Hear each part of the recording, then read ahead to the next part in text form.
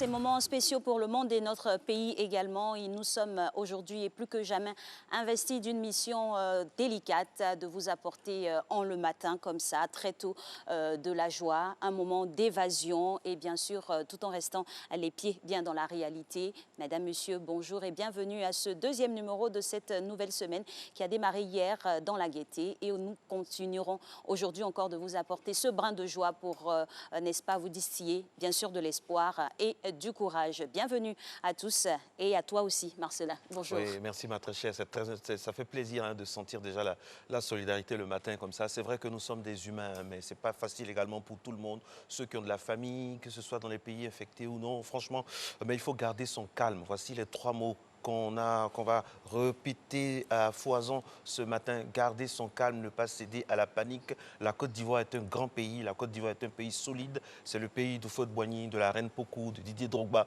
le pays des combattants. Donc on va essayer avec notre ingéniosité, on va tout faire pour vaincre vraiment tout ce qui nous effraie relativement à cette maladie. Rappelez-vous, Ebola, on s'en est bien sorti et on va profiter aussi de cette expérience-là pour faire en sorte que tout puisse aller bien. On a une pensée pour les enfants, pour les travailleurs, pour toutes les couches de la population et aussi pour toutes ces 45 personnes qui sont ici à Matin Bonheur, qui ont traversé la ville, qui sont venues malgré toutes ces conditions. Matin Bonheur, c'est aussi l'image du jour grâce à la dextérité de notre réalisateur Jacques Brou qui estampille le volet technique de cette émission. Alix, vous connaissez bien cette dame? Exactement. Rokia Traoré qui fait actuellement une grève de la faim suite à son incarcération à Paris car depuis le 24 octobre 2019, elle fait l'objet d'un mandat d'arrêt émis par la Belgique à l'origine de ce bras de fer avec son ex-compagnon belge Jan Gossen, la lutte pour la garde de leur fille.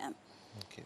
Toutes nos pensées donc à cette grande actrice et chanteuse malienne qui fait la fierté de notre culture africaine. Nous sommes de tout cœur avec elle. Que facile, hein. Justice soit faite et qu'elle puisse vraiment bénéficier de la joie qu'elle mérite. Merci mesdames et messieurs, c'est Matin Bonheur. Réalisation, je le disais à l'instant, Jacques Brou avec la supervision bien sûr de Anne-Zélie Kaora, notre rédactrice en chef. Parlant de rédacteur en chef, il y a le contenu et le contenu passe aussi par celui de l'info avec monsieur Régis Kofi. L'homme au gilet est avec nous ce matin.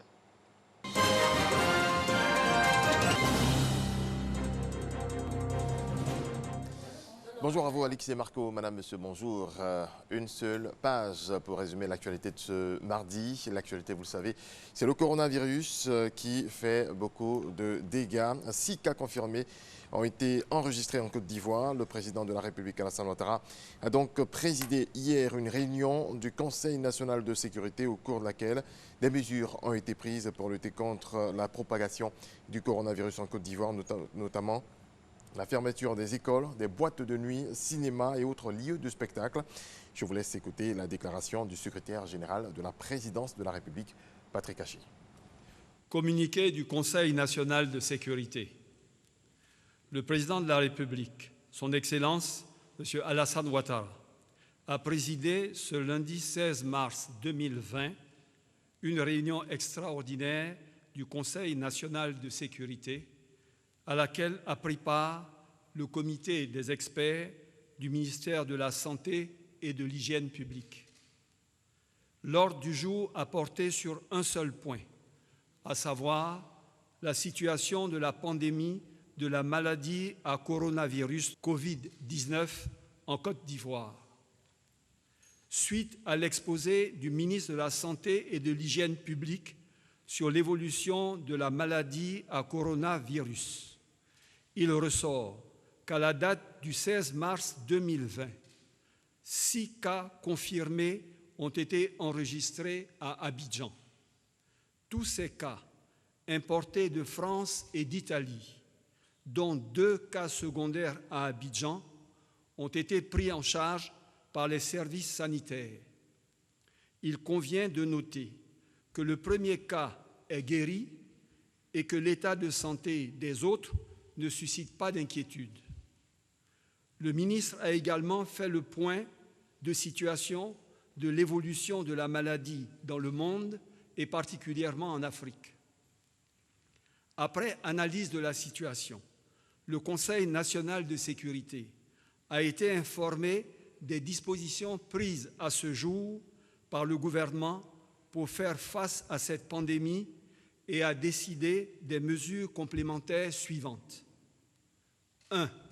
Suspension pour une période de 15 jours renouvelable à compter du 16 mars 2020 à minuit de l'entrée en Côte d'Ivoire des voyageurs non ivoiriens en provenance des pays ayant plus de 100 cas confirmés de maladie à coronavirus Covid-19.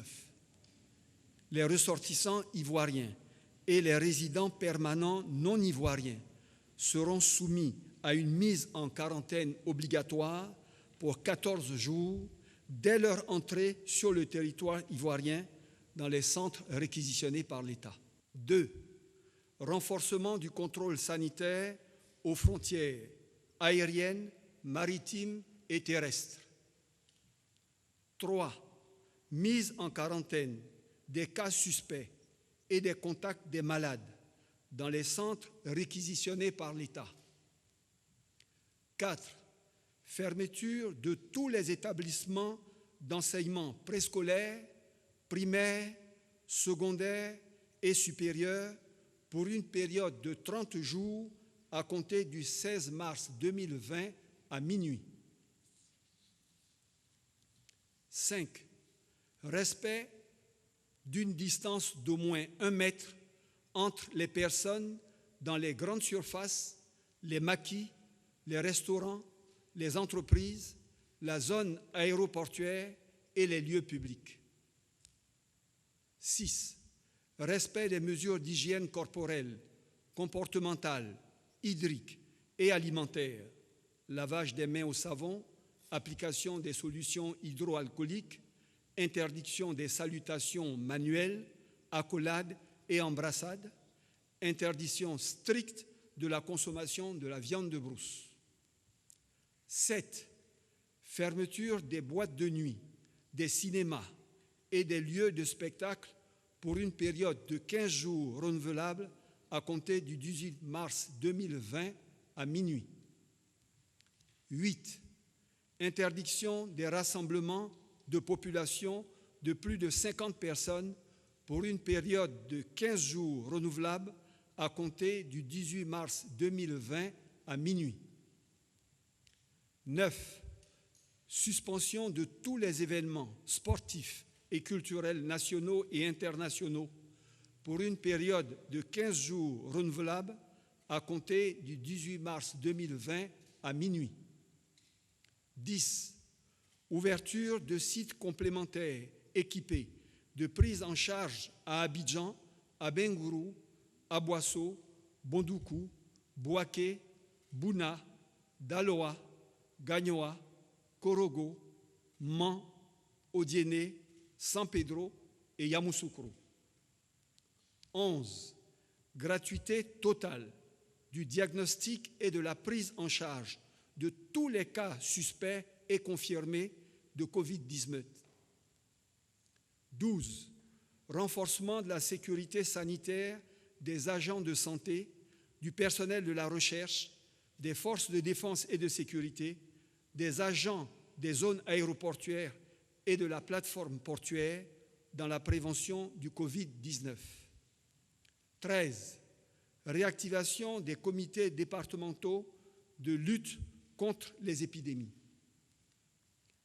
Le comité de suivi a été instruit par le Conseil national de sécurité pour le suivi de la mise en œuvre de ces mesures et leur adaptation à l'évolution de la situation. Le président de la République, son Excellence M. Alassane Ouattara, exhorte l'ensemble des populations vivant en Côte d'Ivoire à la responsabilité et au strict respect des mesures de santé publique. Le président de la République invite les autorités traditionnelles et les chefs religieux à encourager les populations à respecter scrupuleusement ces mesures visant à endiguer la propagation du virus dans notre pays. Le président de la République appelle les Ivoiriens vivant à l'extérieur à se conformer aux dispositions prises par les gouvernements de leur pays de résidence. À l'issue de la réunion du Conseil national de sécurité, le président de la République a exprimé sa satisfaction à l'ensemble des acteurs impliqués dans la lutte contre la pandémie Covid-19 et les a encouragés à maintenir cette dynamique. fait à Abidjan le lundi 16 mars 2020 pour le Conseil national de sécurité, le secrétaire général de la présidence de la République. Voilà, ce sont là les mesures arrêtées par le Conseil national de sécurité pour lutter efficacement contre la propagation du coronavirus Covid-19. Merci de votre attention. On se retrouve à 6h30. Et on vous attend avec impatience, Régis Kofi. Et nous déroulons le programme de cette émission avec ce qui suit maintenant. Et vous le savez, depuis le démarrage de plusieurs saisons, c'est le fitness, de quoi nous apporter de l'énergie positive.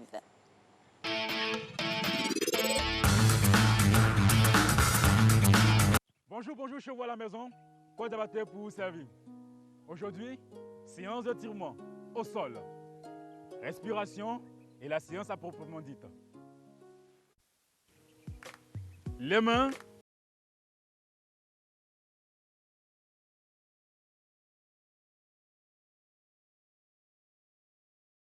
inspirez, souffle.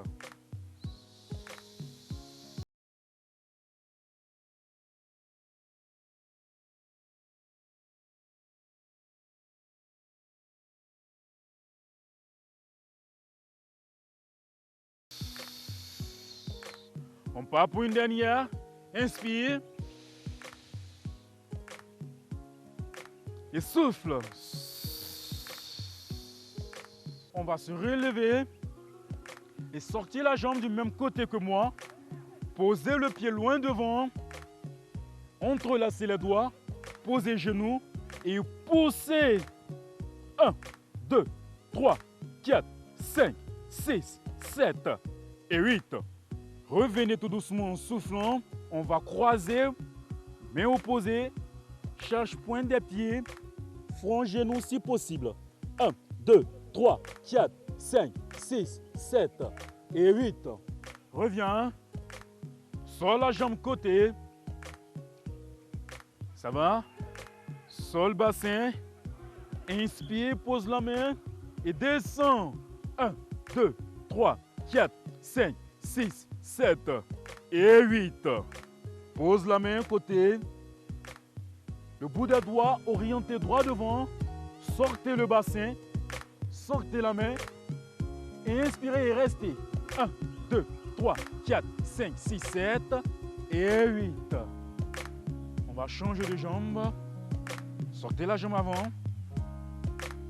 Posez le plat du pied. Loin devant le pied. Entrelacez les doigts, posez sur genou et poussez.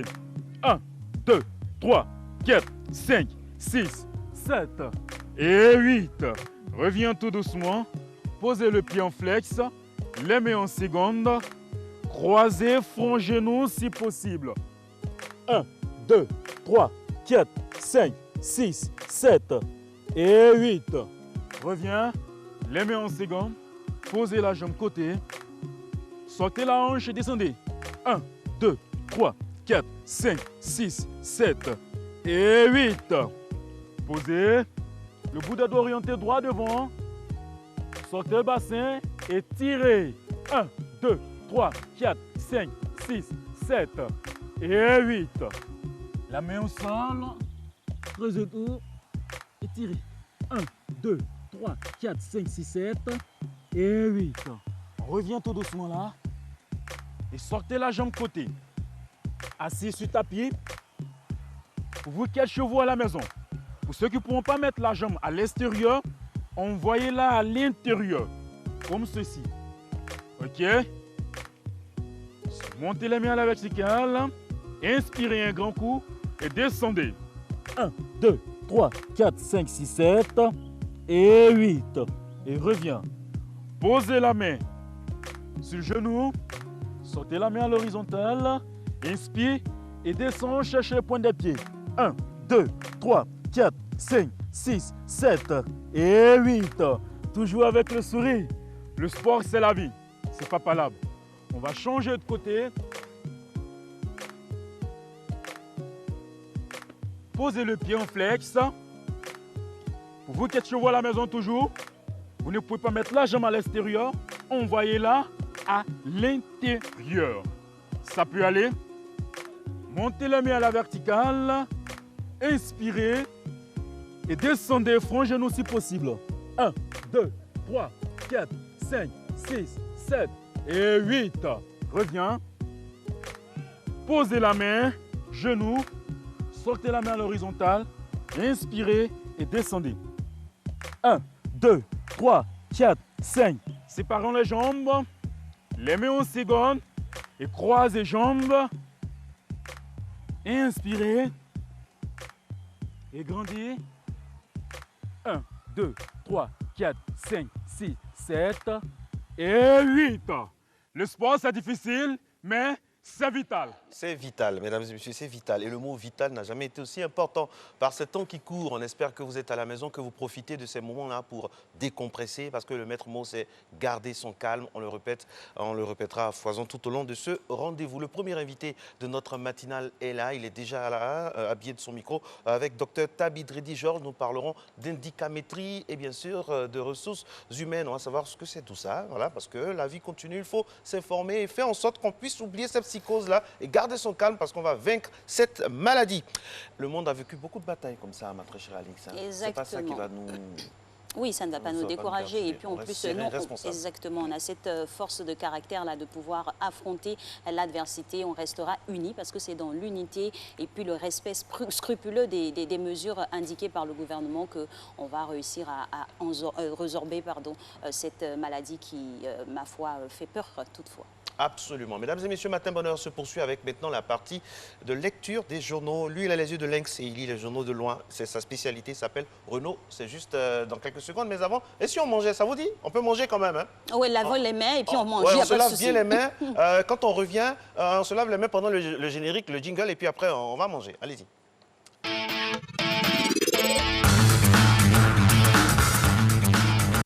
Chaussons à la pomme fraîche, ça vous dit? Eh ben oui, pourquoi pas, d'autant plus que nous sommes équipés hein, on va dire, de récipients pour pouvoir nous laver les mains un peu ça et là dans la RTI. Donc voilà, on peut s'offrir ce chausson à la pomme fraîche ce matin. Et voilà, c'est une viennoiserie qui se présente comme vous voyez ici à l'image, dégustée très tôt le matin, c'est très important. Le premier repas de la journée, le petit déjeuner, c'est important. Voilà. Avec un bon jus d'orange, je vois déjà... Ah, la vitamine C, oui. Je vois déjà mon très cher expert de l'indicamétrie qui est très, très, très partant. Hein. Mais bon, on va se concentrer pour travailler d'abord et après on va bien manger, n'est-ce pas, docteur? Matin Bonheur, c'est aussi l'info. Maintenant, on va rejoindre notre spécialiste. Lui, il a au moins 7, 8 ou 10 yeux comme ça, parce qu'il peut lire au moins pas de 5 à 6 journaux. On a testé ça au bureau. Il s'appelle Renaud. Et c'est avec lui, c'est la revue de presse. C'est parti.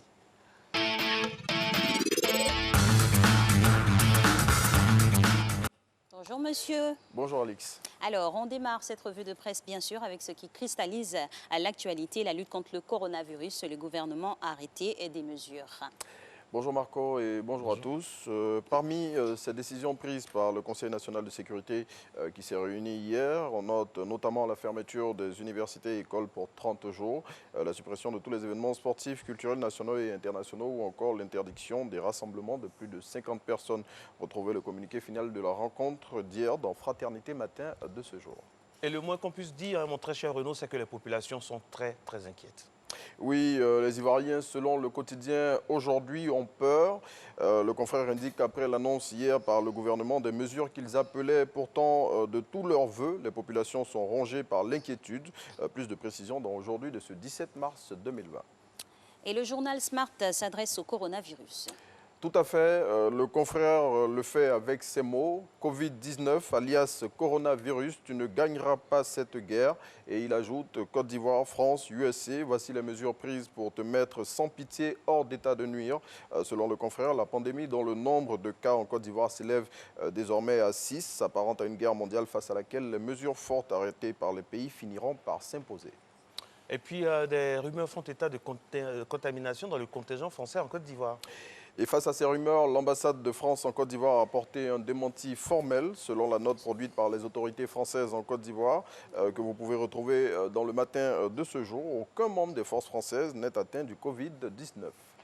Et on parle politique maintenant avec le président de la République qui s'est exprimé sur le cas Tidjane Thiam. Oui, face aux rumeurs selon lesquelles l'ex-directeur du Crédit Suisse sera candidat à la présidentielle en Côte d'Ivoire, Alassane Ouattara déclare « Il lui appartient de dire ce qu'il souhaite faire pour l'avenir ». Alassane Ouattara l'a dit au cours d'une interview qu'il a accordée cette semaine au magazine Jeune Afrique. Au cours de cet entretien, il s'est aussi prononcé sur les rumeurs concernant les ministres Mabry et Amontano. Plus de précisions dans l'Inter. Et puis politique toujours avec le parti politique qui fait bloc derrière son candidat pour la présidentielle 2020. Vous voulez parler du parti présidentiel, le RHDP qui est soudé derrière Amadou Gon pour la victoire. Selon Le Jour Plus, les oufouettistes déploient bientôt leur bloc équipe dans les 31 régions du pays. Et toujours dans la même lancée, la capitale de la région de Bouaké valide la candidature du RHDP. Oui, Bouaké dit oui au choix d'Amadou Gon, c'est ce que lance à sa une l'expression. La ville, selon le confrère, est en phase avec les instances du parti sur le choix du chef du gouvernement pour défendre ses couleurs lors de la présidentielle du 31 octobre prochain. Et comme il fallait s'y attendre, le FEMUA est reporté à une date ultérieure. Oui, c'est l'annonce faite hier par voie de communiqué par le commissariat général de l'événement. Le festival des musiques urbaines d'Anoumabo s'ajoute ainsi à la longue liste des événements qui ont dû être annulés ou reportés en raison de l'évolution de la pandémie et surtout de la survenue de cas en Côte d'Ivoire. Merci à vous, Renaud Kobia. On se revoit demain. Merci, à demain. Alors, nous, on poursuit tout de suite avec notre invité qui est déjà en plateau, Monsieur Tabi Diedri Georges, docteur, qui nous parlera d'indicamétrie et des ressources humaines. Qu'englobent ces notions-là? Ce sera juste après le jingle Invité Actu.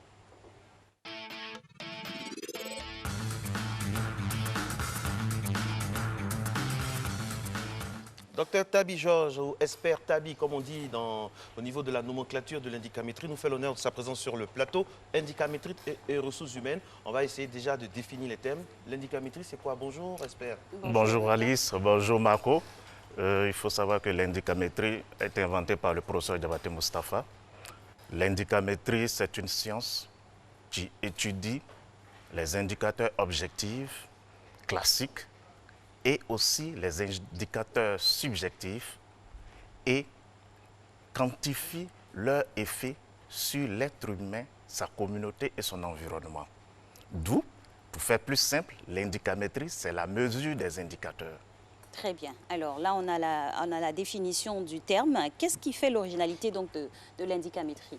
Oui, l'originalité de l'indicamétrie vient du fait que c'est la seule science, à l'heure où nous parlons, qui est capable de quantifier l'irrationnel de manière rationnelle.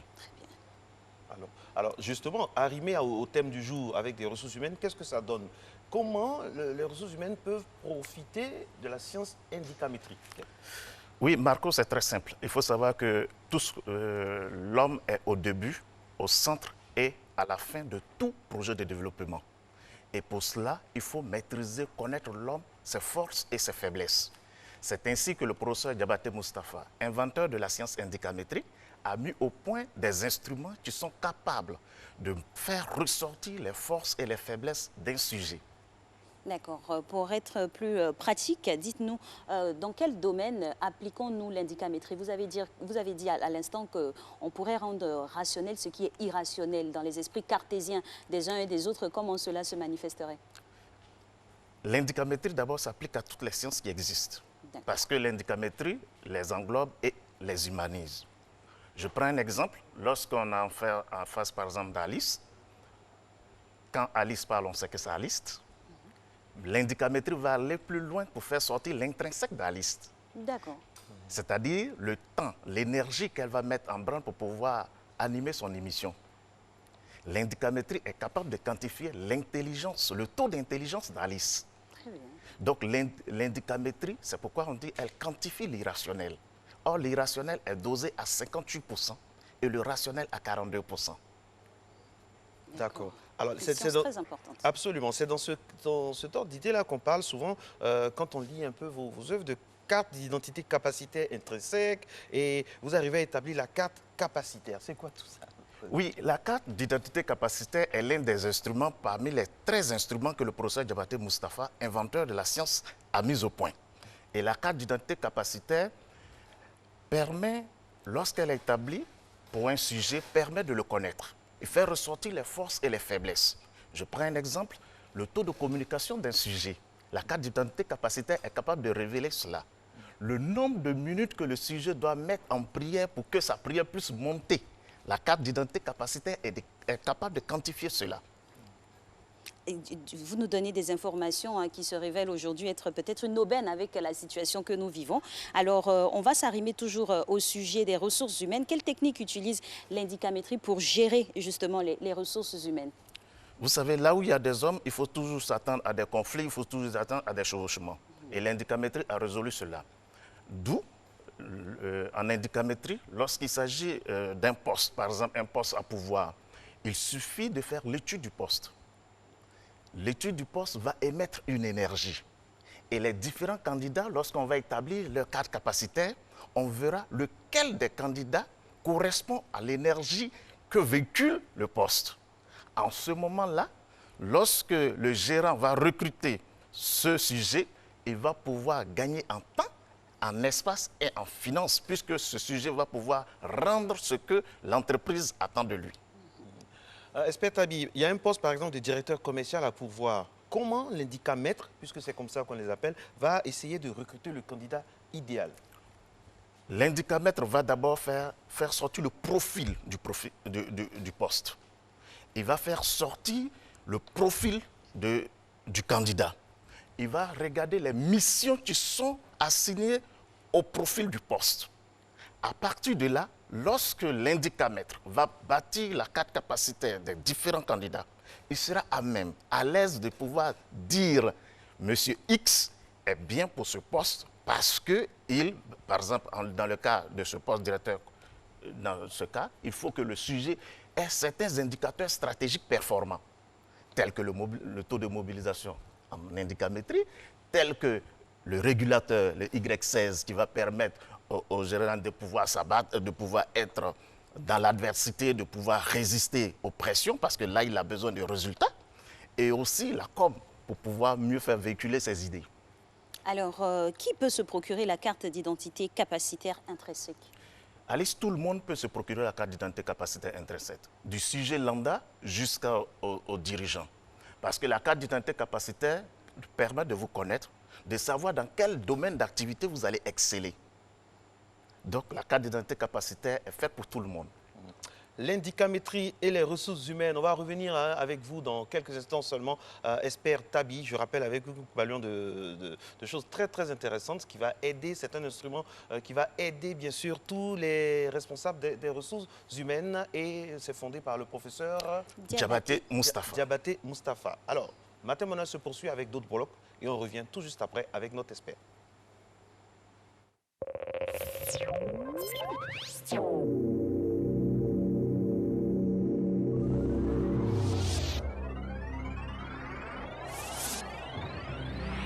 La maladie à coronavirus Covid-19 a été détectée en Côte d'Ivoire. Cette maladie se transmet par voie respiratoire, par contact direct avec une personne malade et se manifeste par une fièvre, une toux et des difficultés respiratoires. Pour se protéger du coronavirus, les populations sont invitées à se laver fréquemment les mains à l'eau et au savon ou utiliser un gel hydroalcoolique. Évitez tout contact étroit avec une personne souffrant de toux, de fièvre ou de difficultés respiratoires en respectant une distance d'au moins 1 mètre. Utilisez un mouchoir pour éternuer ou tousser et le jeter dans une poubelle. À défaut, éternuer ou tousser dans le pli du coude. Évitez de se toucher le nez, la bouche et les yeux. Aérez les lieux d'habitation et de travail. En cas de survenue de fièvre, toux ou difficultés respiratoires, se couvrir le nez et la bouche avec un mouchoir ou un masque et se rendre immédiatement dans le centre de santé le plus proche. Pour plus d'informations, appelez le 143 ou le 101 ou envoyez coronavirus par SMS au 13 66. Ceci est un message du ministère de la Santé et de l'Hygiène publique et de ses partenaires.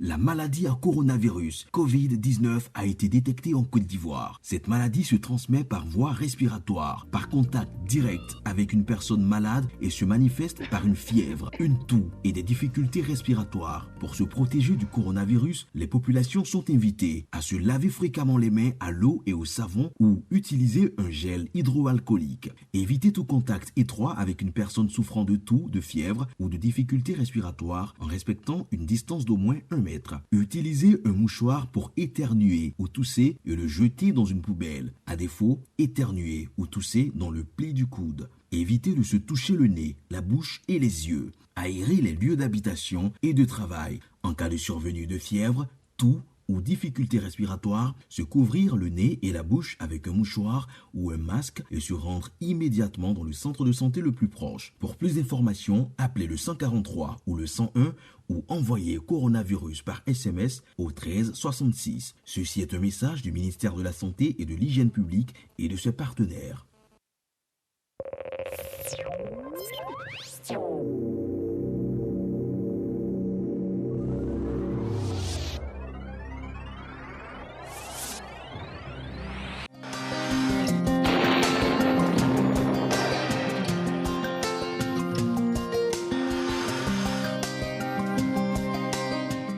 Mesdames et messieurs, bonjour. Au cours de cette matinée, au nord du pays, le temps sera simplement nuageux et la visibilité sera quelque peu réduite au nord-ouest par la présence de poussière dans l'air. Le littoral, le sud forestier et la bande centrale observeront un temps partiellement nuageux et progressivement, le soleil s'installera.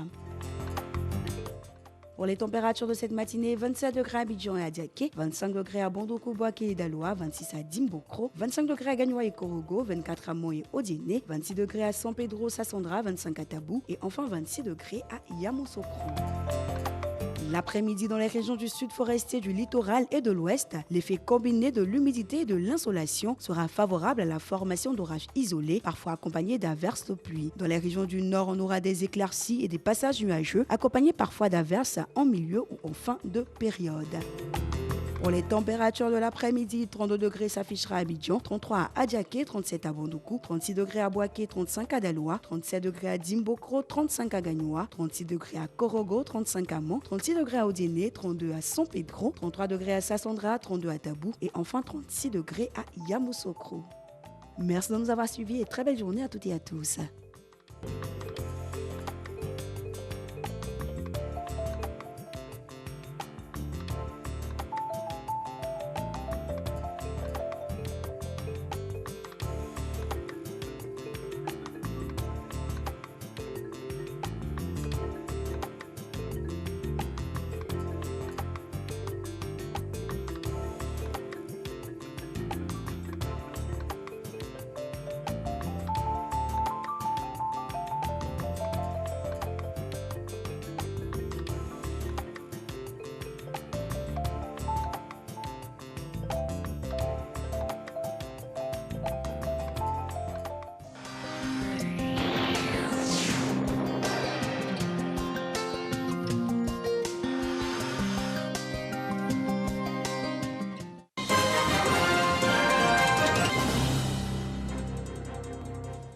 Retour de l'actualité, bienvenue. Cette fois, nous parlons de l'Afrique, à commencer par le Cameroun. Le pays a lancé une vaste campagne de sensibilisation auprès des écoliers face au coronavirus. Regardons. Les enfants sont dressés pour faire face au coronavirus.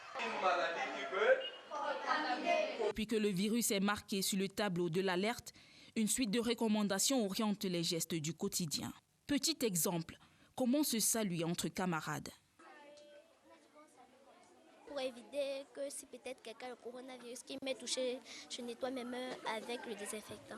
Les codes sont connus parce que la sensibilisation est accrue. Terminale des scientifiques, les élèves sont devenus les enseignants d'une matière très délicate. Et on doit faire attention au fait que si on tousse, on ne doit pas toucher notre visage parce que le virus aura du temps, aura des ouvertures pour atteindre notre appareil. À l'heure des grands rassemblements, les responsables d'établissements tirent sur la sonnette d'alarme pour informer ou rappeler la présence de la menace. Veillez à ce que les élèves ne jouent pas en se donnant la main. Bien sûr, c'est difficile, mais on continue la sensibilisation. Au niveau des toilettes, nous avons 2 personnes qui les reçoivent quand ils sortent des toilettes. Les infirmeries se sont approvisionnées d'un minimum de prévention. Dès qu'on reçoit un enfant qui a la toux, n'importe quel genre de toux, on le renvoie à la maison avec un masque pour la prise en charge par les parents. Difficile de s'isoler dans une culture de vivre ensemble.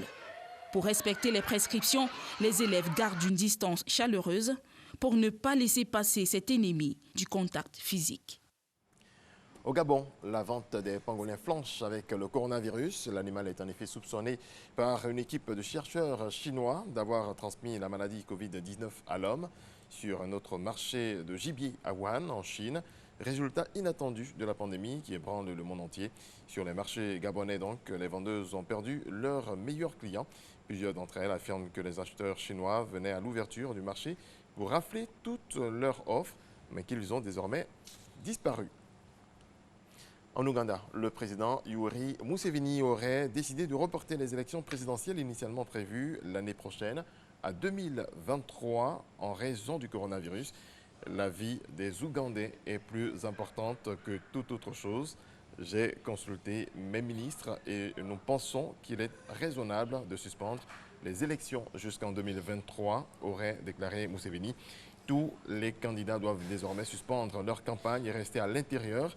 Cela protégera notre peuple. Les élections vont et viennent, mais nous devons protéger des vies, a-t-il ajouté. Au Togo, le procureur de la République peut désormais poursuivre Gabriel Agbayome Kodjo, arrivé deuxième de l'élection présidentielle. L'opposant qui s'était proclamé vainqueur du scrutin a vu son immunité parlementaire levée hier par l'Assemblée nationale. L'ancien Premier ministre est notamment accusé de troubles aggravés à l'ordre public, dénonciation calomnieuse et atteinte à la sécurité intérieure de l'État. Les dates des saisons pluvieuses au Bénin sont connues avec plus de précision. Un document a été produit à cet effet. C'est le fruit de la collaboration entre le projet de renforcement de la résilience du secteur de l'énergie aux impacts des changements climatiques au Bénin et l'association Alerte Climat. Reportage. Ce document que reçoit Monsieur le ministre contient les dates prédéterminées des saisons pluvieuses. On en sait un peu plus sur les moments de pluie au Bénin. Les dates sont calculées pour les milliers de villages et quartiers de ville que compte ce pays. Nous devons être des acteurs de développement, mais pas à n'importe quel prix. Des acteurs de développement responsables. Et cette responsabilité passe avant tout par notre capacité à prévoir, notre capacité à anticiper et notre capacité à être prêt à prendre des mesures conséquemment. Ainsi, le présent document arrive à point nommé et se présente comme un excellent outil pour soutenir la stratégie d'adaptation au changement climatique du gouvernement du Bénin. Un document devant nous permettre à nos producteurs, agriculteurs, de mieux maîtriser les dates des saisons des pluies afin d'améliorer leurs récoltes et afin de pouvoir également les sauvegarder après récolte. Le développement agricole ne saurait s'accommoder plus longtemps de tant d'incertitudes sur les périodes d'intervention technique. L'agriculture béninoise étant essentiellement pluviale aujourd'hui, il est utile pour les acteurs de prendre en compte les orientations telles que formulées dans le document qui cadrent parfaitement avec les orientations du plan stratégique de développement agricole PSDSA. La solution proposée dans ce document semble être la première du genre dans la sous-région ouest africaine. Le Bénin en est félicité. Le gouvernement de la République du Bénin est à féliciter pour cette heureuse initiative de concevoir cet ouvrage qui constitue un phare pour les activités du monde agricole.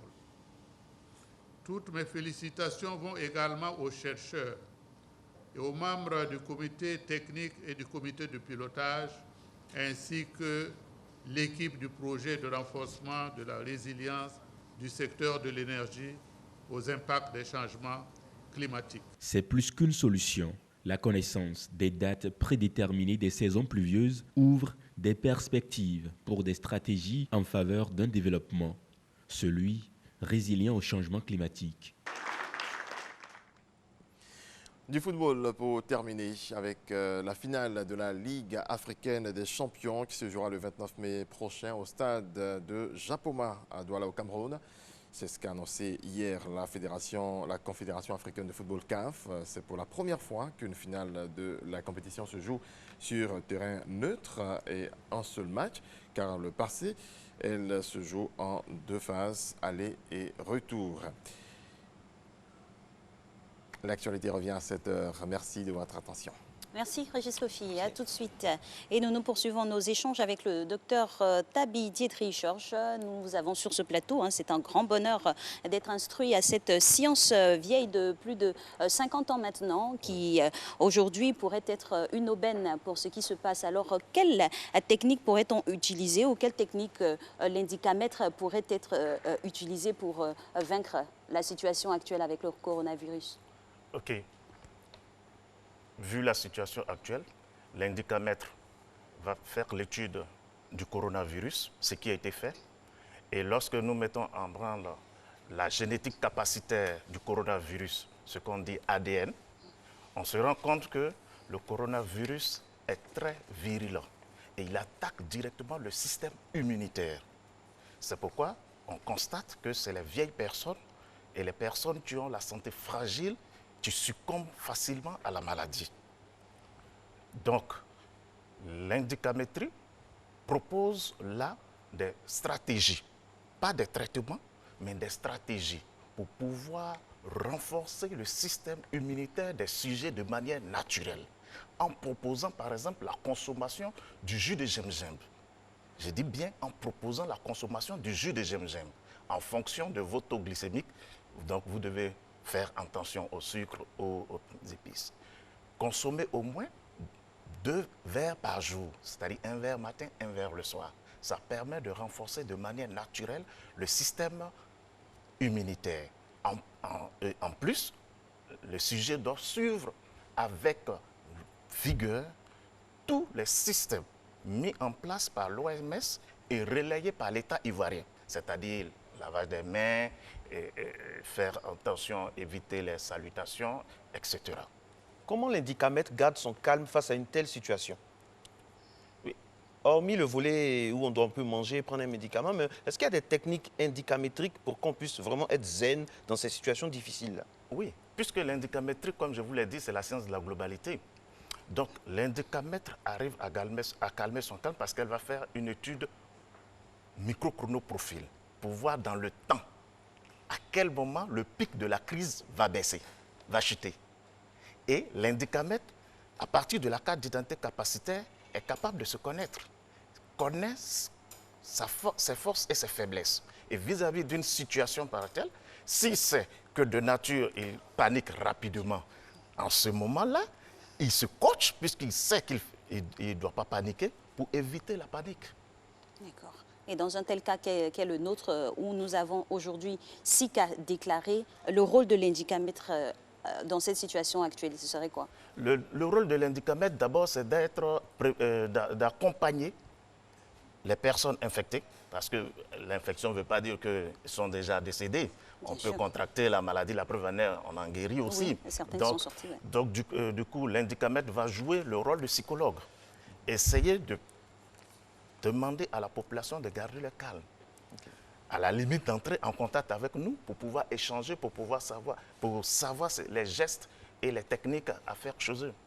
Merci à vous, expert Tabi, c'est comme ça qu'on vous appelle au niveau de la nomenclature des indicamètres. Donc, expert Tabi Diedry-Georges, l'indicamétrie et les ressources humaines. Vous voyez qu'on est un peu sorti du cadre à dessein par rapport à la situation qui rythme l'actualité. Matin Bonheur se poursuit, mesdames et messieurs, avec, je rappelle, le droit aujourd'hui en fin d'émission, avec des cas concrets concernant le blanchiment d'argent. Mais avant, nous allons aller avec madame Honorine Cadio, ingénieure télécom, se former au digital via le MOOC. Mais avant, Alix, on a quelques informations. Eh oui, des informations pour ce 17 mars 2020, avec notamment un peu de joie, des célébrités qui fêtent leur anniversaire.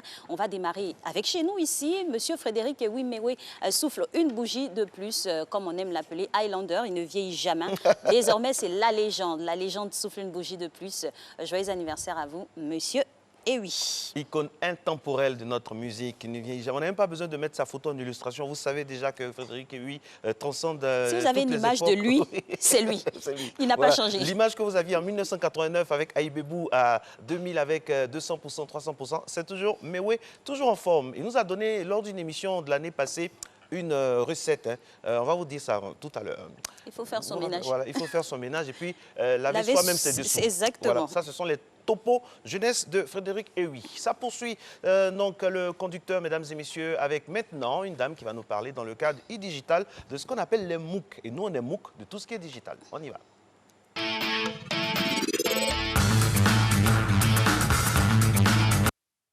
Eh oui, elle est avec nous en plateau déjà. On parle de ce sujet très important qu'on a ouvert avec Cyriaque Bogou pour les plus disciplinés et assidus. Aujourd'hui encore, on va en parler pour se former. Comment se former au MOOC? Bonjour madame. Bonjour. Bienvenue. Alors, qu'est-ce qu'il faut entendre par MOOC? D'accord. Donc déjà, MOOC, littéralement, signifie Massive Online Open Course. Donc, c'est des cours gratuits en ligne en général qui sont ouverts à tout le monde, à condition que vous ayez accès à Internet, que vous ayez un téléphone ou un ordinateur ou une tablette pour pouvoir vous connecter à un MOOC. Donc, on s'inscrit généralement sur les MOOC comme on s'inscrit sur les réseaux sociaux. Donc, ça ne demande pas de compétences particulières en fait, pour participer à des MOOC. On entend bien souvent parler de MOOC de plus en plus. Alors, c'est quoi le truc en plus? Quels sont les avantages de MOOC? D'accord. Les avantages des MOOC, en fait, c'est que on a la flexibilité. Donc, la flexibilité qui est un gros avantage des MOOC. On n'a pas besoin d'aller s'asseoir dans une salle de classe pour pouvoir suivre un MOOC. Donc, vous avez la possibilité déjà d'être chez vous, dans votre lit, à la cuisine, peu importe où vous soyez, vous pouvez suivre un MOOC à partir du moment où vous avez un téléphone portable, une tablette ou un ordinateur. Donc ça, c'est déjà ça, le premier avantage. Le deuxième avantage, c'est que les MOOC, en fait, vous rendent autonome, puisque vous avez la capacité maintenant de vous organiser vous-même pour suivre vos cours. Donc, si vous rentrez du boulot, par exemple, à 22 h et que vous avez encore du temps devant vous et que vous voulez suivre un MOOC, vous pouvez vous connecter et suivre votre cours gratuitement. Donc, ça aussi, c'est un autre gros avantage. Le troisième avantage dont je veux parler, c'est, on va dire, la flexibilité. Non, j'ai déjà parlé de la flexibilité, j'ai parlé de l'autonomie. Aussi, voilà, les MOOC permettent en fait de suivre des cours dans différents domaines. Donc, on a moins de prérequis. Vous n'avez pas besoin, par exemple, d'avoir une licence en mathématiques pour aller suivre un MOOC sur les mathématiques. Donc, c'est ouvert à tout le monde. Donc, ça permet en fait à tout le monde de pouvoir élargir ses horizons, de pouvoir suivre des cours dans différents domaines, à condition qu'on soit déterminé et qu'on soit discipliné. Justement, le dernier avantage m'interpelle précisément. Vous avez parlé de ne pas forcément avoir de prérequis. Comment est stratifié, comment est organisé les stades de formation? On commence par le B.A.B.A., l'intermédiaire et puis le performance. C'est comme ça que les cours sont distillés? Non, pas forcément. En fait, tout dépend de la plateforme. Il y a des plateformes qui vous permettent, par exemple, d'avoir des cours de niveau basique et de niveau intermédiaire. Il y a aussi des plateformes qui vous permettent d'avoir accès à des contenus, on va dire, qui sont ouverts à tout le monde. Peu importe votre niveau, vous pouvez suivre ces cours-là. Donc, ce n'est pas forcément hiérarchisé, en fait, comme dans le système classique, traditionnel. Voilà. Alors, quelles sont les plateformes dans ce cadre-là? Quelles sont les plateformes qui sont les plus prisées, vous, de votre point de vue en tant qu'ingénieur télécom, les plateformes les plus prisées, et puis par rapport à quel type de population? Adulte, jeune, moins jeune?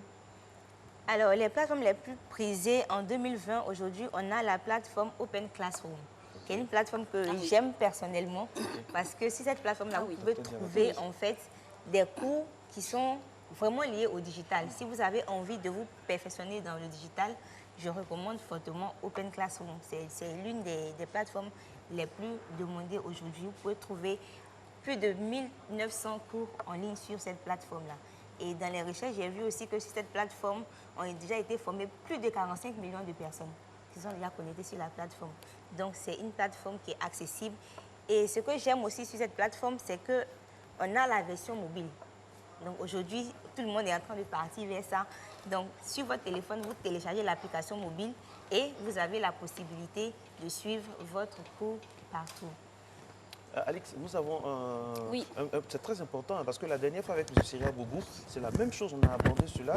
Les Ivoiriens et même, je veux dire, dans le monde, on se penche de plus en plus sur ce qui est la technologie MOOC, c'est cela. Exactement, et nous avons pu faire l'expérience tout dernièrement avec le séminaire organisé par Avec la Dr. Maison Diabaté. Bleue, avec Dr Diabaté. On a pu nous introduire dans le MOOC pour pouvoir recevoir des cours. C'est dire que nous sommes référencés à l'intérieur du MOOC, c'est ça?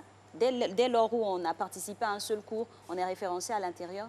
Oui, bien sûr, puisque vous avez, pour accéder au cours, vous avez eu à créer, ou peut-être qu'ils ont eu à créer pour vous un profil. Oui, c'est ça. Donc, vous êtes déjà sur la plateforme. Et ce qui est bien aussi avec les MOOC, c'est qu'après la formation, vous avez la possibilité de revenir encore et revoir les vidéos, revoir les formations. Et même aujourd'hui, les entreprises sont en train de partir vers ces formes de formation-là pour leurs employés.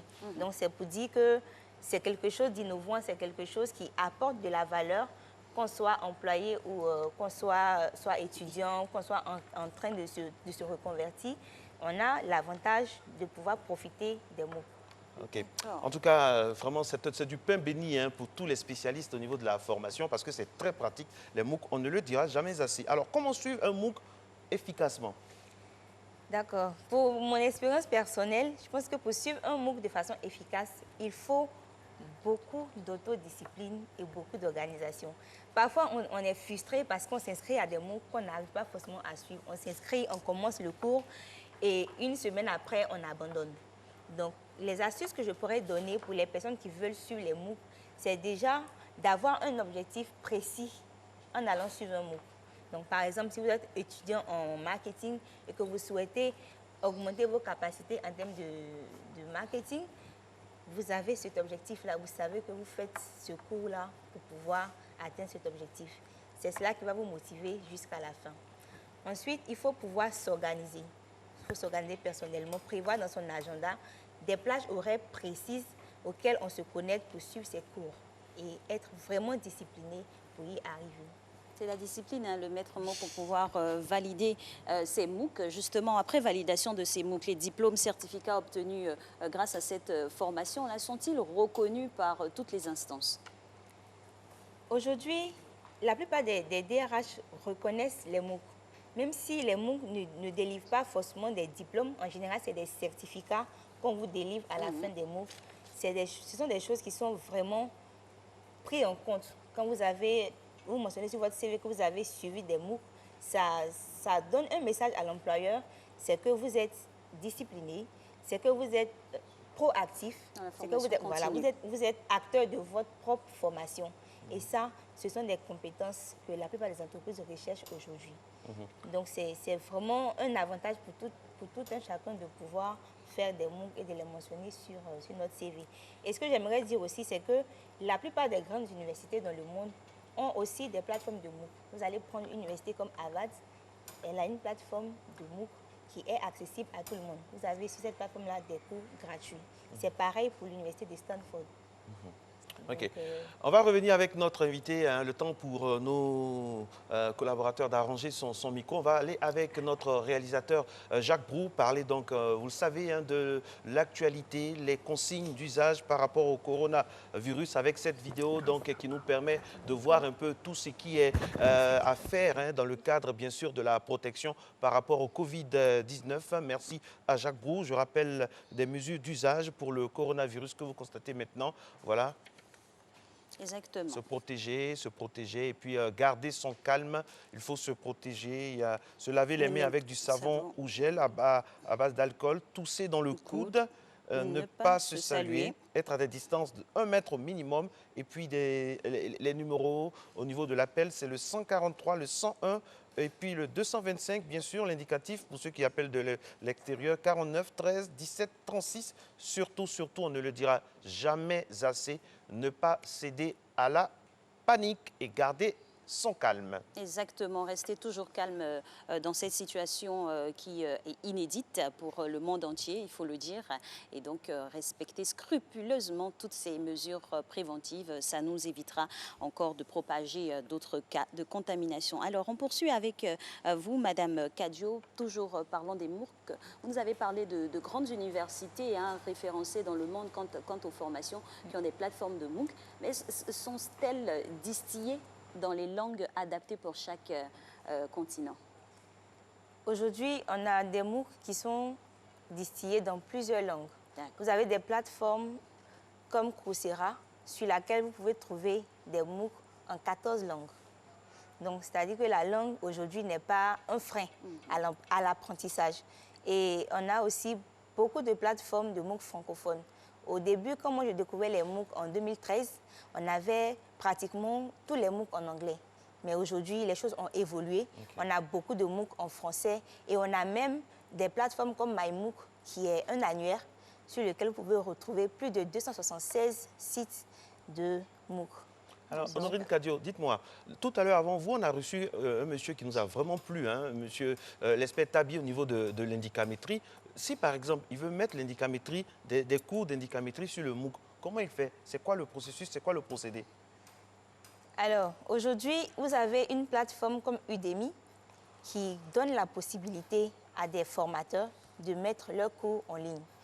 Donc, pour le faire, vous devez enregistrer vos cours au format vidéo, parce que c'est essentiellement ce format-là qui est accepté sur cette plateforme-là, par exemple, et vous pouvez l'envoyer aux administrateurs de cette plateforme et vos cours seront disponibles sur cette plateforme-là. J'ai un ami qui a récemment mis des cours en ligne sur comment se former à Excel, par exemple. C'est un Ivoirien et qui l'a fait sur la plateforme Udemy. Donc, les professeurs aussi ont cet avantage-là de pouvoir faire connaître leur expertise sur les plateformes de MOOC. Donc, ce n'est pas seulement les apprenants qui en bénéficient, mais aujourd'hui, même les formateurs aussi peuvent en bénéficier. Et parlons justement de bénéfices et de gains, voire de profits. Est-ce que ce partage-là s'inscrit dans une démarche philanthropique ou bien on peut en ressortir avec de l'argent après pour les formateurs? Oui, bien sûr. Les MOOC, en fait, en général, sont gratuits. C'est-à-dire, les cours, l'accès aux cours est gratuit. Par contre, il y a des certificats qui sont payants. Donc, vous pouvez, par exemple, découvrir un MOOC sur la communication. Vous avez accès gratuitement à la formation, mais lorsque vous voulez obtenir le certificat, vous payez un montant qui, en général, est accessible. Et la plateforme Udemy, par exemple, dont je parlais tout à l'heure, les cours aussi sont payants. Donc, il y a forcément une contrepartie qui est reversée au formateur pour pouvoir aussi le rémunérer, l'intéresser et l'encourager aussi à pouvoir continuer à poster les cours sur ces plateformes-là. Ce qu'il faut retenir aussi, c'est que sur les MOOC en général, ce qui est prisé, c'est le partage, la collaboration. Donc, on encourage vraiment à partager, à collaborer avec les apprenants. Merci beaucoup à vous, Honorine Kadio. Vous êtes ingénieur télécom. Avec vous, on a essayé de se former au digital via les MOOC. On a eu 2 doses avec Syria qui est avec vous. Syria qui a ouvert la voie, vous avez mis le goudron. Vraiment, ça nous a fait plaisir. Et on va vers le développement. Et on va vers le développement et on est MOOC de ça. Comme on dit, de façon cool et simple en Côte d'Ivoire, oui, parce qu'il faut être décompressé. Il faut décompresser malgré l'inquiétude ambiante. Matin Bonheur se poursuit tout à l'heure. J'ai dit Maître Kone Dogbomé, Mea Maxima Culpa. Il s'agit de Maître Arthur Nambeya qui nous fera l'honneur de sa présence et de sa sagacité, qui viendra bien sûr nous parler de blanchiment de capitaux. Matin Bonheur se poursuit avec le dernier bloc d'infos. On se retrouve juste après.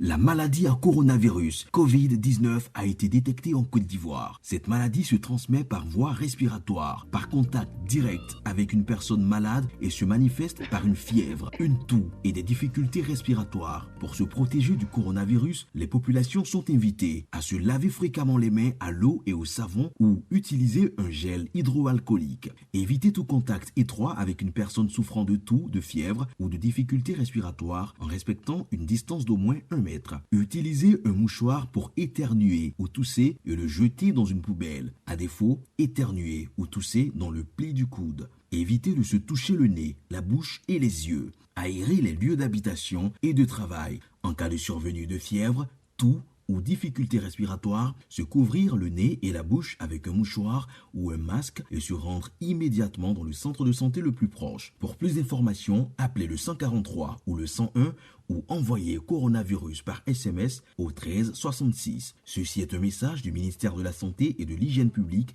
et de ses partenaires. La maladie à coronavirus Covid-19 a été détectée en Côte d'Ivoire. Cette maladie se transmet par voie respiratoire, par contact direct avec une personne malade et se manifeste par une fièvre, une toux et des difficultés respiratoires. Pour se protéger du coronavirus, les populations sont invitées à se laver fréquemment les mains à l'eau et au savon ou utiliser un gel hydroalcoolique. Évitez tout contact étroit avec une personne souffrant de toux, de fièvre ou de difficultés respiratoires en respectant une distance d'au moins 1 mètre. Utilisez un mouchoir pour éternuer ou tousser et le jeter dans une poubelle. À défaut, éternuer ou tousser dans le pli du coude. Évitez de se toucher le nez, la bouche et les yeux. Aérez les lieux d'habitation et de travail. En cas de survenue de fièvre, toux ou difficultés respiratoires, se couvrir le nez et la bouche avec un mouchoir ou un masque et se rendre immédiatement dans le centre de santé le plus proche. Pour plus d'informations, appelez le 143 ou le 101 ou envoyez coronavirus par SMS au 13 66. Ceci est un message du ministère de la Santé et de l'Hygiène publique et de ses partenaires.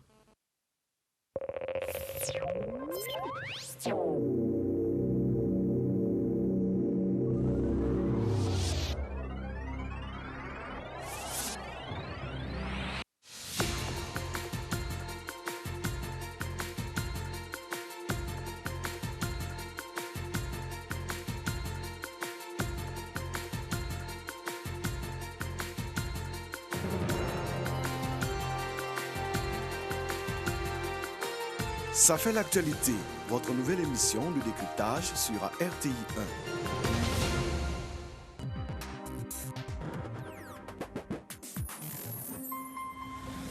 1. Regardez-le. Tu n'as même pas honte.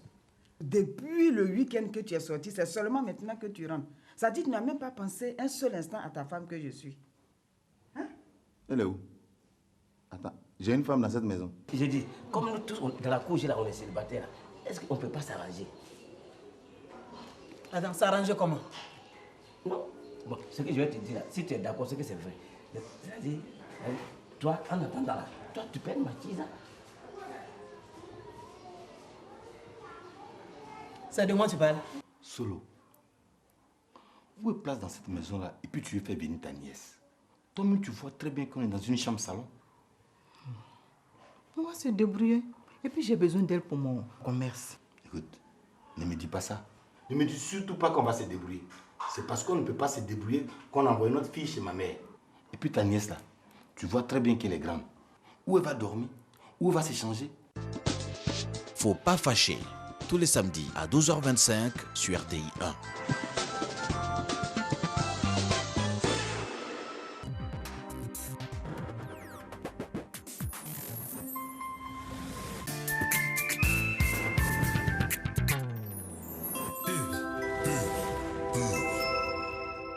Ma soeur, où vas-tu si pressée? Mon mari a découvert une nouvelle pâte tomate là. Il en parle tout le temps. Ma chérie, c'est Alissa tomate. Alissa? Ah! Le double concentré de tomates Alissa, fait à base des meilleures tomates naturelles sélectionnées pour leur goût et leur qualité. La tomate Alissa se conserve très bien et ne noircit pas. On voit une équipe qui va évoluer en 4-4-2. C'est de ça que je te parlais. Alissa, le goût parfait.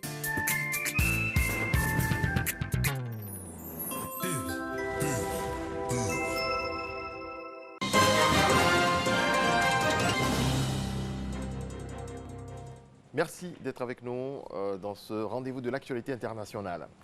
En France, face à la pandémie de coronavirus, le président Emmanuel Macron a promis hier une garantie des prêts bancaires accordés aux entreprises pour éviter des faillites. Celles qui font face à des difficultés les plus petites n'auront rien à débourser, ni pour les impôts, ni pour les cotisations sociales, a ajouté le président français. Les factures d'eau, de gaz, d'électricité, ainsi que les loyers devront être suspendus pour ces entreprises. Le président français a annoncé un confinement de la population pendant 15 jours, 100 000 policiers et gendarmes déployés en France pour faire respecter le confinement. La décision était attendue. Le président français l'a confirmé. Emmanuel Macron a annoncé hier le report du second tour des élections municipales en raison de la pandémie de coronavirus. Plus tôt dans la journée, le Premier ministre a également proposé de reporter le second tour au 21 juin. Cependant, aucune date officielle n'a été retenue. Aux États-Unis, les traders s'affairent dans la salle des échanges du New York Stock Exchange, alors que les indices vedettes, le Dow Jones, le Nasdaq et le S&P 500 chutent peu de temps après le début de la séance, déclenchant une interruption des échanges d'un quart d'heure. Des masques faits maison pour lutter contre le coronavirus au Mexique avec des messages à l'appui tels « Covid-19, tu m'énerves ». À Ciudad Juárez, à la frontière mexicaine avec les États-Unis, Erendira Guerrero confectionne et brode des masques réutilisables pour pallier au manque croissant de masques industriels afin de se protéger du coronavirus. Leur efficacité n'est toutefois pas prouvée. En France, l'ex-prêtre Bernard Prénat a été condamné hier à 5 ans de prison ferme pour des agressions sexuelles commises dans le passé sur de jeunes scouts du diocèse de Lyon. Le jugement du tribunal correctionnel n'ordonne pas de mandat de dépôt, selon l'avocat de l'ancien prêtre. Cette peine est inférieure aux réquisitions du ministère public qui avait réclamé au moins 8 ans de prison pour le prévenu âgé de 75 ans lors de son procès en janvier. Toujours en France, cette fois dans le monde du football, Jean-Michel Aulas, le président de l'Olympique lyonnais, a trouvé une nouvelle idée pour constituer le classement final de l'exercice 2019-2020. Si la Ligue 1 ne pouvait pas reprendre, accumuler les points de chaque équipe sur les 3 aux 5 dernières saisons. Dans tous les cas de figure, Lyon, actuellement 7e de Ligue 1, serait qualifié en Ligue des Champions selon sa recette. Passez une très belle journée. Je vous laisse avec Alix et Marco. Merci à vous, Régis Kofi. Belle journée à vous. Et puis, on respecte tous les consignes d'usage. Alors, on poursuit cette émission avec le dernier couloir, à savoir la thématique droit du jour. On l'a entamé le sujet la semaine dernière avec Maître Nambeya Arthur Ouattara, le blanchiment d'argent. Aujourd'hui, on va s'intéresser à des cas pratiques. On a déjà vu les définitions et puis les domaines de prédilection. Maintenant, et dans quelques instants, ce sera les cas pratiques.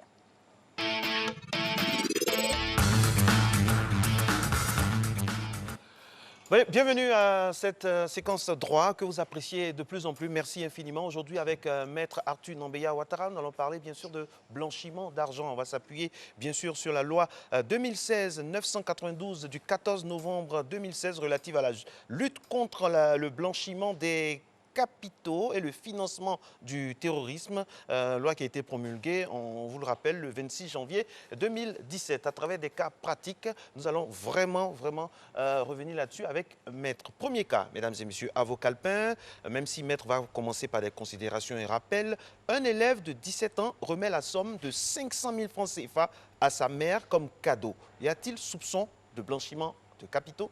Bonjour Maître. Bonjour. À vous l'antenne. Mais je vous en prie. Alors, pour répondre à cette première question, il me semble quand même important de rappeler quelques définitions. Alors, nous avons retenu la semaine dernière que le blanchiment de capitaux était donc la conversion ou le transfert de biens dont l'origine est illicite en vue de justement masquer cette origine illicite. Pour la première question, pour le premier cas que vous me posez, ce jeune homme âgé de 17 ans qui est élève, a priori, n'a pas de source de revenus. Je ne dis pas que dans l'absolu, il y a blanchiment d'argent. Si cet élève, par exemple, fait des stages rémunérés, il se pourrait bien qu'il ait des revenus. S'il a une petite activité, alors pourquoi 17 ans? À partir de 16 ans en Côte d'Ivoire, un jeune homme, une jeune fille est en droit de pouvoir conclure un contrat de travail. Mais remarquez que en l'état actuel, la compatibilité entre le travail et les études me semble quelque peu aléatoire, de sorte que cet enfant qui se retrouve avec la somme de 500 000 francs et qui la remet à bon droit ou légitimement à sa mère, c'est un geste qui est louable en soi, mais il faut faire attention parce que dès lors que cet enfant ne justifie pas d'activité rémunératrice, il y a blanchiment. Et là encore, quand je dis qu'il y a blanchiment, je parle par euphémisme, parce que si ces sommes sont le produit d'un vol, la mère est passible de condamnation pour recel. Hein? Et le recel, c'est justement le fait pour une personne de dissimuler, de détenir ou de transmettre une chose ou de servir d'intermédiaire, sachant que cette chose provient d'un crime ou d'un délit, donc d'un vol. Alors, la maman qui est dans sa cuisine, qui se bat farouchement pour faire vivre ses enfants, peut se retrouver exposée à des poursuites. Nous avons choisi ce cas parce qu'il se trouve que dans la configuration dans laquelle nous sommes, il y a la cyberdélinquance que vous connaissez tous. Il y a beaucoup de jeunes gens qui brassent beaucoup d'argent. Attention à ces cadeaux, ils sont empoisonnés. Très bien, voilà qui est clair. On a un deuxième cas à vous soumettre, maître. Un proche parent qui occupe des hautes fonctions au sein de l'État fait établir par un tiers un chèque au nom d'un de ses parents. Y a-t-il pas risque de blanchiment de capitaux? Oui, alors vous touchez, cette question touche à la problématique des personnes politiquement exposées qu'on appelle les PPE. Alors, qu'est-ce qu'une PPE? C'est une personne physique. Ce n'est pas une personne morale, hein. C'est une personne physique qui exerce ou qui a exercé d'importantes fonctions publiques, soit dans son pays d'origine, on parle de PPE étrangère, soit en Côte d'Ivoire, on parle de PPE nationale, soit des organisations internationales, on parlera de PPE des organisations internationales. Alors cette liste, elle est limitative. Elle concerne donc les chefs d'État ou de gouvernement, les ministres délégués, les secrétaires d'État, les membres des familles royales, les directeurs généraux des ministères, les parlementaires, députés et sénateurs, les membres des cours de cassation, du Conseil constitutionnel, du Conseil d'État, des cours de compte, ce qu'on appelle dans le jargon des hauts magistrats, les membres des conseils ou directoires des banques centrales, les ambassadeurs chargés d'affaires ou officiers supérieurs des forces armées, les membres des organes d'administration, de direction et de surveillance des entreprises publiques, les hauts responsables des partis politiques, les membres de la famille d'une PPE, conjoints, partenaires, enfants et leurs conjoints ou partenaires et autres parents, et enfin les personnes connues pour être étroitement associées à une PPE. Alors, vous voyez donc nous avons une liste qui est très vaste, qui concerne des personnes qui, de par leur fonction, sont habilitées à brasser beaucoup d'argent. Et ces personnes, justement, doivent faire l'objet d'une extrême, d'une étroite surveillance. Le texte ou la loi parle de surveillance rapprochée. Alors, si vous avez, nous avons tous dans nos familles des personnes qui sont des PPE, attention à ces gestes ou à tout le moins à ces services qui peuvent vous être demandés, parce qu'il se pourrait que vous puissiez vous exposer vous-même, tant la PPE, la personne politiquement exposée, le parent qui vient aider, que le tiers qui fait la transaction, justement, à être soumis aux condamnations pour blanchiment de capitaux. Mais maître, et le cas concret là, il y a un cas concret où le monsieur, il était simple professeur, entre guillemets, hein, simple, parce que ce n'est pas péjoratif, simple professeur d'histoire-géographie, il est nommé ministre à la faveur de son appartenance à un parti politique. Et du coup, son train de vie change, où il brasse, il donne de l'argent à tout va, il offre des permis de conduire, des voitures, tout ça. Est-ce que ce n'est pas des cas de soupçon de détournement, de blanchiment? La limite est où? Alors, il n'y a pas de soupçon de détournement parce que dans tous les cas, en tant que personne publique, les règles de la comptabilité publique devraient être strictement observées. De ce point de vue, il y a des contrôleurs budgétaires et ainsi de suite. Voilà, devrait. La problématique que vous posez, c'est justement ces sommes d'argent qui sont brassées à tout va. Naturellement, il y a des soupçons. Des soupçons. Est-ce que c'est des soupçons de blanchiment? Je n'ose pas franchir le pas. Mais en tout état de cause, dès lors qu'il y a des personnes assujetties, notamment les banquiers dont on a parlé la semaine dernière, les banquiers, les notaires, les avocats, tous ceux qui font gestion de la fortune d'autrui devraient pouvoir le signaler à la CENTIF. Et vous constatez donc que cette loi, justement, à laquelle nous sommes tous soumis, devrait nous interpeller parce que les choses doivent se faire. Naturellement, pour combattre le blanchiment, la lutte commence toujours par la tête. Vous avez bien compris. Bien sûr. Si la tête, malheureusement, n'est pas contrôlée, ne demandez pas aux citoyens lambda d'être scrupuleux de la loi, dès lors que, dans ce genre d'initiative, l'exemple commence par le haut. Exactement. Voilà. Alors, on a un autre cas ici avec, bien sûr, un domaine qu'on a évoqué la semaine dernière, à savoir l'immobilier. Et là, l'acheteur d'un bien immobilier décide de payer en liquidité pour plus de 5 millions de francs CFA. Que dit la loi à ce sujet? Très bien. Alors, s'agissant des acquisitions immobilières, l'article 14 de la loi qui concerne donc la lutte contre le blanchiment d'argent interdit scrupuleusement les transactions en espèces. Le gouverneur de la BCEAO a donc pris une ordonnance qui fixe le seuil à 5 millions de francs CFA. Au-dessus de 5 millions, toute opération faite en espèces est suspecte. Il existe quelques rares cas dans lesquels ces opérations peuvent être autorisées, mais justement, il faut une autorisation spéciale. Sinon, toute transaction immobilière qui excède 5 millions et qui est payée en espèces est suspecte et donc serait passible d'être sanctionnée par la loi de lutte contre le blanchiment de capitaux. Voilà. Il est important en matière immobilière de procéder par des règlements bancaires, je veux dire virements, chèques.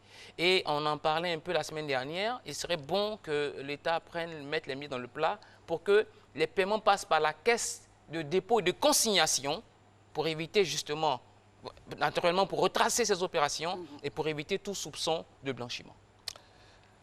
Ça, c'est clair. Alors, un passager me demande de prendre certaines espèces comme si elles étaient les miennes en contrepartie d'un pourcentage. Que prévoit la loi en pareille circonstance? On a abordé ce thème la semaine dernière. Alors, toute personne, tout passager au départ d'Abidjan ou qui entre en Côte d'Ivoire, j'ai parlé d'Abidjan par rapport à l'aéroport international, mais on pourrait prendre cette hypothèse pour tous les ports d'entrée, y compris douaniers, postes frontières, est tenu de faire une certaine déclaration des espèces qu'elle détient.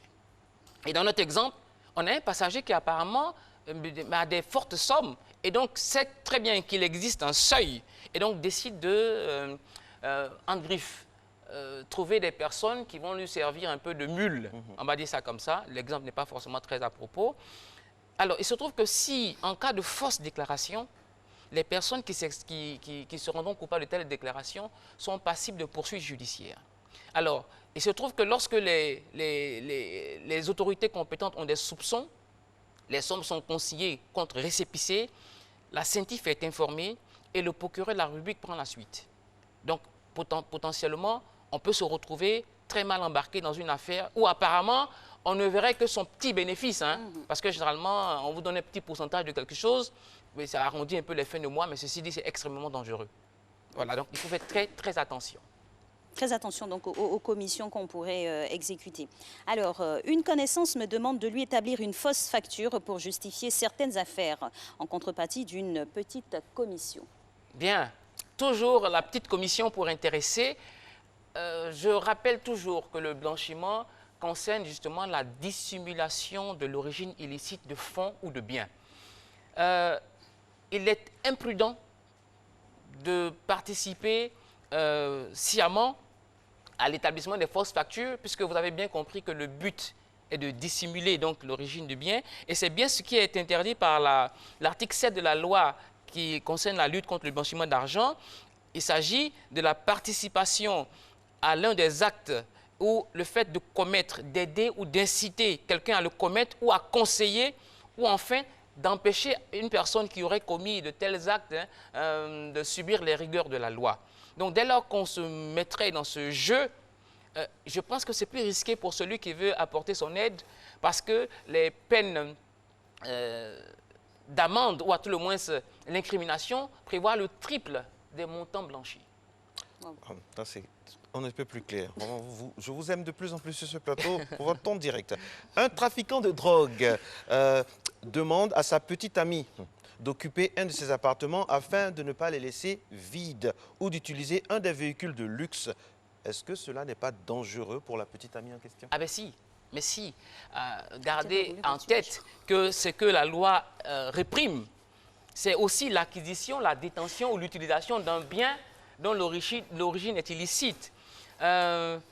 Vous me direz, mais en ce moment, tout le monde est dans danger. Bien sûr. Alors, franchement, tout le monde est en danger parce que dès lors que la loi s'appuie sur le fait que la personne sait l'origine illicite ou aurait dû le savoir, on ne peut pas se réfugier derrière le fait, comme dans le premier exemple de la mère qui reçoit 500 000 francs de son fils, pour dire « Ah, mais je ne savais pas que mon fils faisait de la cyberdélinquance. » Sur la base de l'affection. À partir du profit de la personne, dès lors que vous savez que cette personne participe ou est coutumière de faits infractionnels, mieux vaut s'en éloigner. Alors, bien entendu, cette personne qui se rend, donc, qui utilise ou qui jouit des biens dont l'origine est illicite, est passible des mêmes peines que l'auteur justement de ces biens. Alors, dans l'exemple, il s'agit donc du trafic de drogue qui est réprimé par une peine d'emprisonnement qui va de 10 à 20 ans et d'une peine d'amende de 1 à 100 millions de francs CFA. Wow.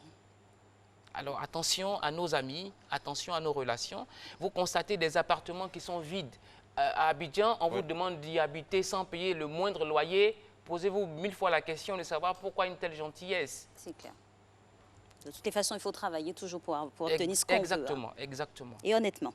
Alors, un ami à l'étranger me demande de faire pour lui un retrait auprès d'un opérateur de transfert d'argent afin de remettre ce produit à une personne désignée, moyennant commission toujours. Qu'est-ce que je risque à lui rendre ce service?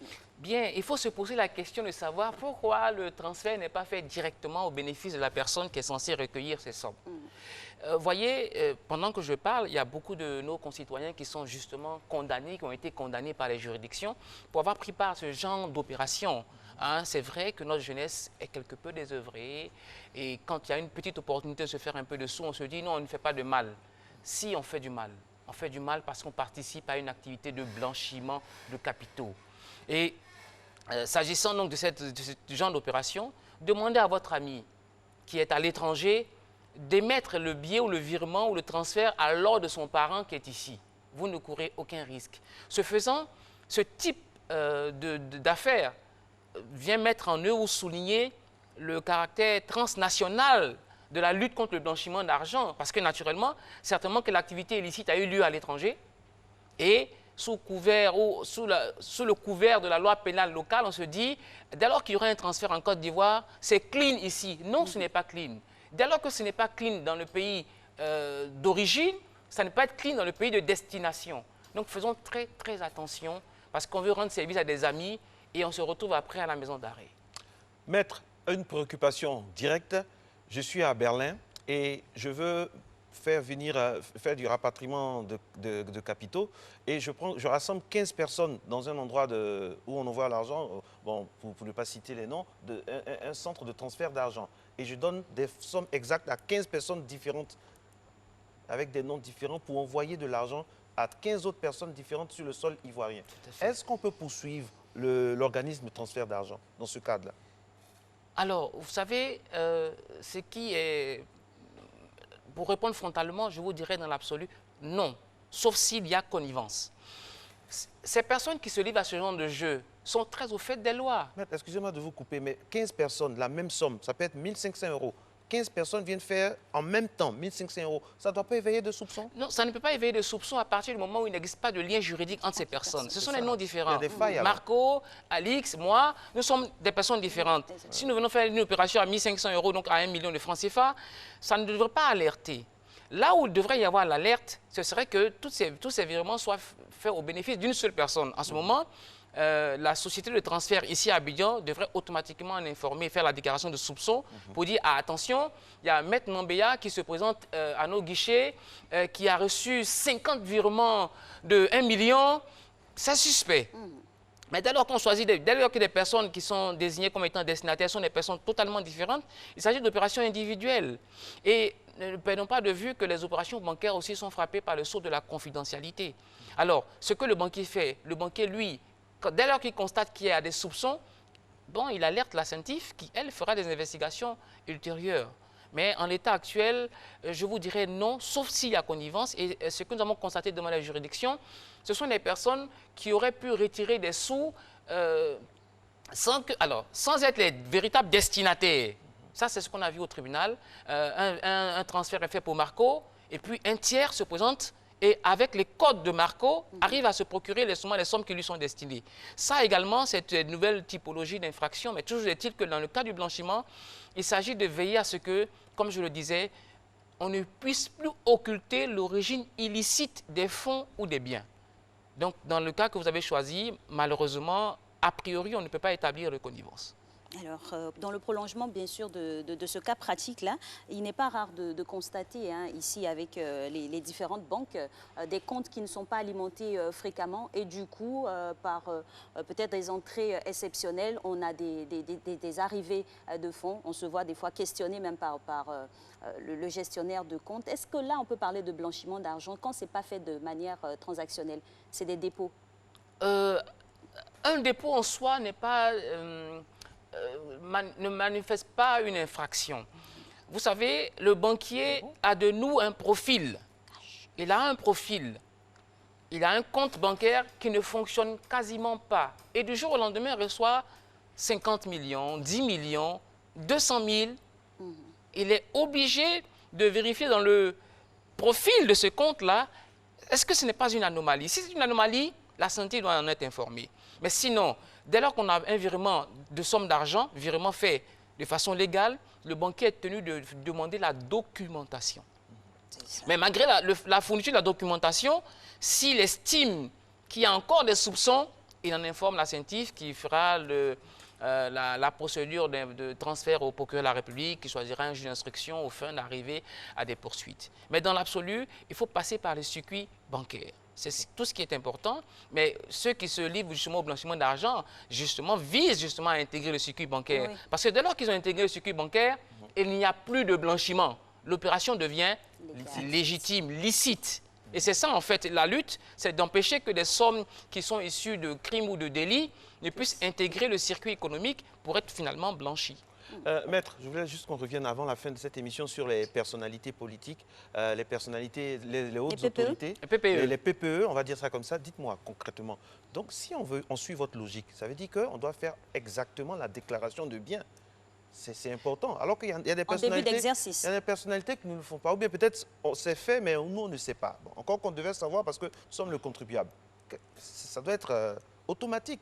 Parce qu'il faut qu'on sache combien vous aviez quand vous étiez simple professeur ou bien instituteur et qu'à la faveur d'une élection, vous êtes député ou bien ministre et après vous offrez des choses... Et non, vous avez un compte même d'une consistance exceptionnelle. Et puis est-ce que cela, le fonds de souveraineté est soumis à ça? Parce qu'on peut profiter de ce fonds de souveraineté pour faire d'autres choses aussi, vous comprenez? Je comprends parfaitement. Alors vous savez, il s'agit d'un devoir de conscience. En tout état de cause, la loi a prévu pour tous ceux qui accèdent à des responsabilités le principe de la déclaration des biens. Est-ce que c'est tout le monde qui fait ça? Malheureusement, et je pense que la haute autorité pour la bonne gouvernance serait plus outillée à nous en informer, mais il est certain que cela devrait être fait de façon systématique. Si ce n'est pas fait, il y a une anomalie. Parce qu'après coup, vous imaginez maintenant Béa accède à la haute responsabilité, attend 5 ans ou 10 ans et après vient déclarer un patrimoine extrêmement élevé. Ce n'est pas fair play. C'est clair. Voilà. Mais toujours est-il que vous avez touché du doigt les fonds de souveraineté. Il s'agit de droit public. Les fonds de souveraineté sont alloués à certains hauts responsables pour leur permettre de mener à bien leur politique. Et qui dit fonds de souveraineté implique donc que la gestion des fonds soit souveraine. Donc qu'ils en fassent ce qu'ils veulent. Donc de façon totalement autonome. Mais toujours est-il que la gestion de fonds de souveraineté n'exonère pas la personne de respecter les règles du jeu. Parce que se retrouver avec effectivement des espèces, des milliards en espèces, ce n'est pas correct du point de vue de la loi. Très bien. Merci en tout cas, maître, de votre passage ici sur le blanchiment d'argent. On en a eu beaucoup d'informations. Il faut faire très attention à tous ces petits cadeaux exceptionnels qui nous sont offerts ou des services qui nous sont demandés pour ne pas se retrouver sous le courroux de la loi. On a été heureux d'être en votre compagnie. On sera là encore demain. C'est notre mission. D'ici là, passez une belle journée. Et tout de suite, c'est les rendez-vous. Absolument. Merci beaucoup à vous et réalisation. Je rappelle Jacques Brou qui nous a permis d'avoir cette dextérité-là. On retrouvera un autre sujet de droit mardi. N'oubliez pas notre leitmotiv, le droit, l'état de droit, l'état du droit. Et puis on reste vraiment calme par rapport à ce que vous savez par rapport au coronavirus. Toute la RTI mobilisée afin que le service public puisse accompagner par sa pédagogie, par la communication, tout ce qui va être fait par le gouvernement. Bonne journée.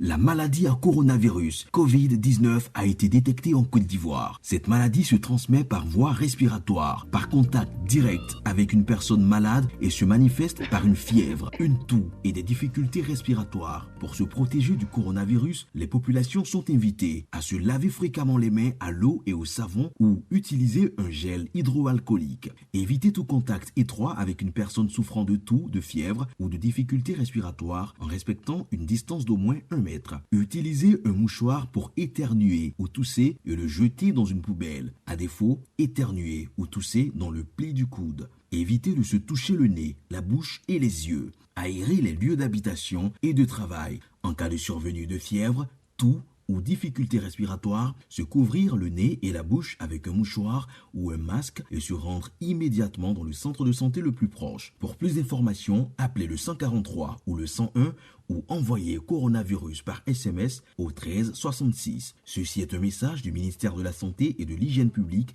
et de ses partenaires.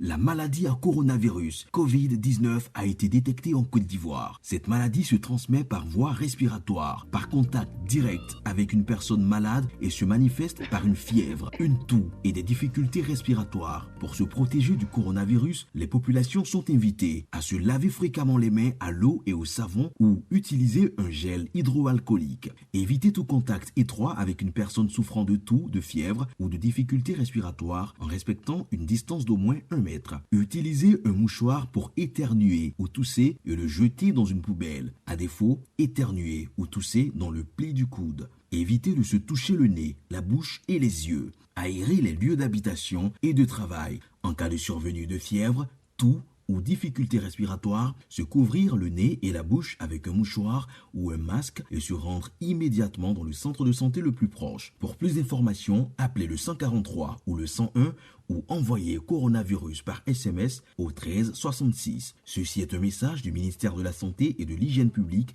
et de ses partenaires.